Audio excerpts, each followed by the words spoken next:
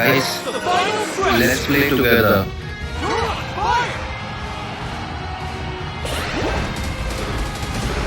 Nice.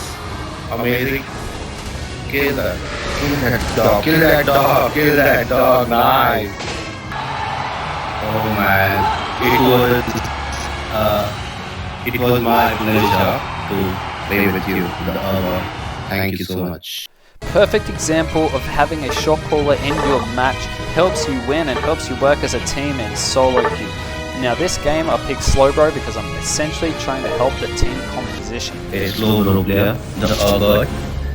I watch your everyday video. I watch your videos every day. You're fucking awesome, man. I love that you are trying to tell everyone how it needs to be played.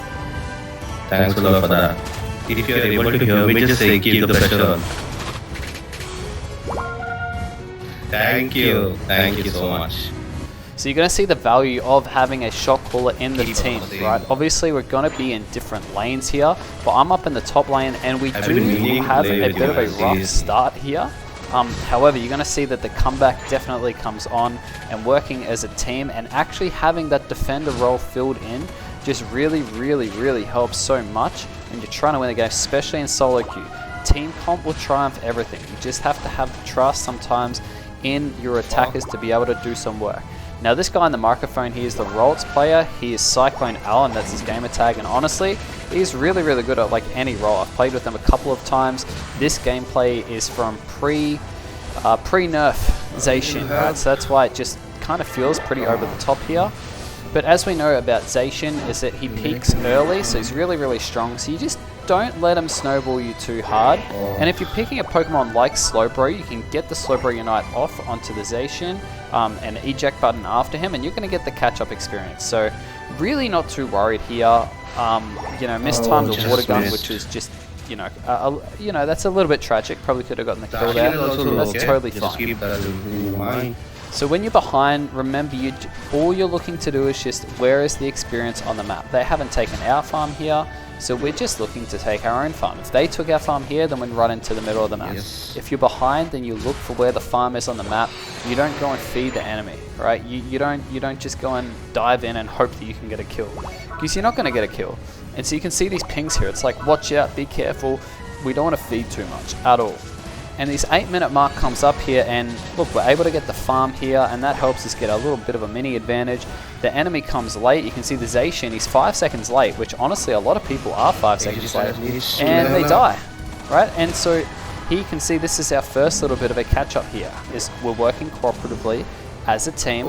I'm going in and taking some of the damage, so we can get ahead, right? So we get about 50 points there in the goal.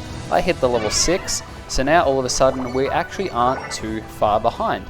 And now as the Slowbro looking to a bit of an early rotation. Bottom's probably struggling a little bit because they had a Roltz and a Hone Edge as an early. However, they've done well to hold on to the lane.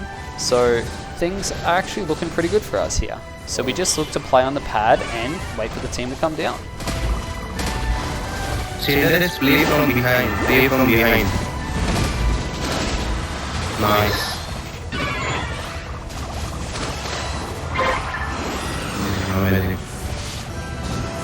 Let's just kill the trash and then go for this objective. So I really like the shot calling there. It's like, let's kill the Zacian. So the team knew as soon as we see Zacian, that's who we killed. And so amazing call from the in-game microphone, and the team was on it, right? If we didn't have that call, not everyone would have been on the same page, and he might have gone in there for a steal, and this fight could have turned out differently because he would have been alive. So definitely a big difference there. And then we get a nice little break here, a bit of an overcap of, it was about 17 I think, which is honestly, that's really solid, right? That's that's not bad. It could be better. However, that's a turning point. If you could just make a video about how to counter Zacian, please do it.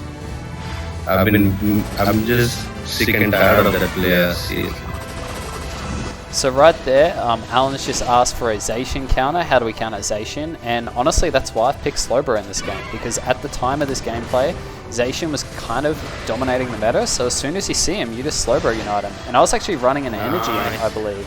An energy amp and a buddy barrier. So like everything was just to beat the Zacian at the encounter. It's like you eject button towards it and you make sure you unite move it. So that's definitely a great counter, right? It like helps win the fight there on their pad, and we're able to get quite a bit of value there. You know, they're popping unites to stay in it there. We've popped a couple unites, so it feels like a pretty even exchange, but we're ahead on levels, and we're probably going to be able to win the... He doesn't get stunned. Zacian doesn't get stunned at all. I got that boom just because I wanted to stun him.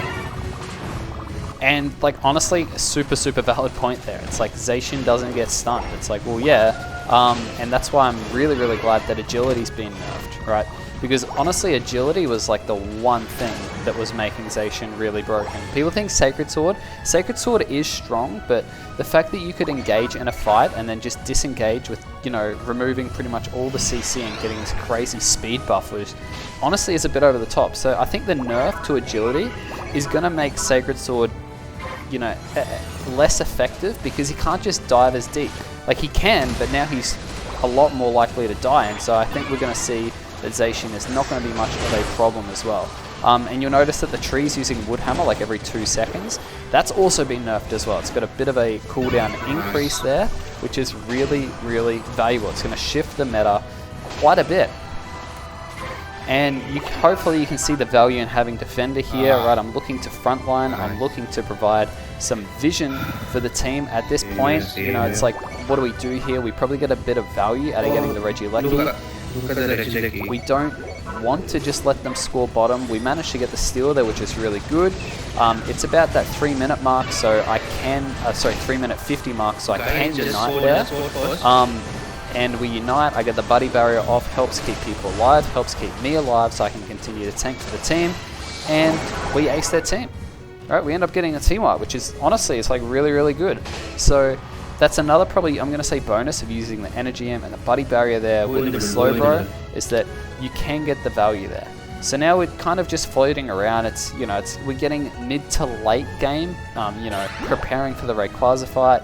There's probably going to be another bottom objective, which we can look to get. But really, I'm just scouting the middle. I just don't want their team to take command of the positioning of the map. And that's all I'm doing here.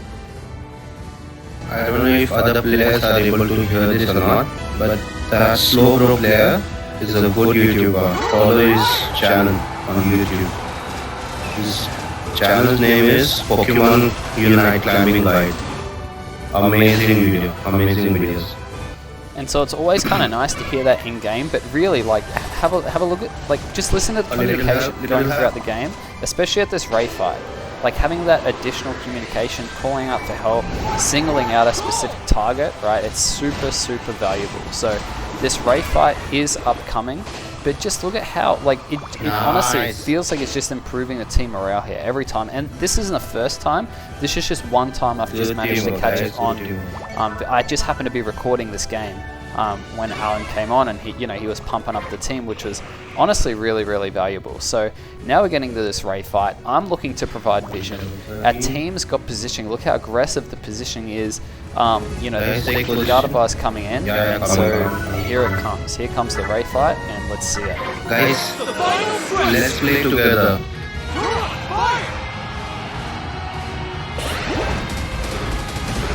Nice! Amazing. Kill that.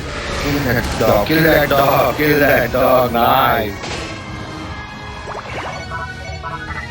Don't go for it. Don't go for it. Please.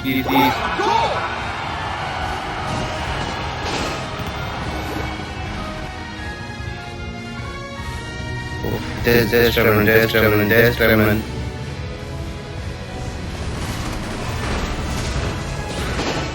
Nice.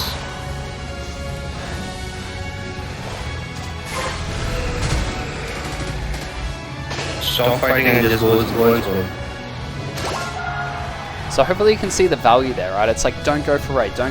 And then he sees the Trevenant. You know, guys, go for the Trevenant. Have a look at the Trevenant. And then as soon as we get the objective, guys, run to score. Don't worry about fighting. Just make sure you get your scoring. So just having that constant reminder. It was my pleasure to play with you. Thank you so much. So heaps of fun that game. We get a massive win.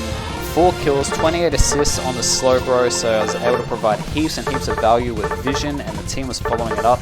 Almost felt unfair, but that's the value a shot caller can make to your team in the solo queue.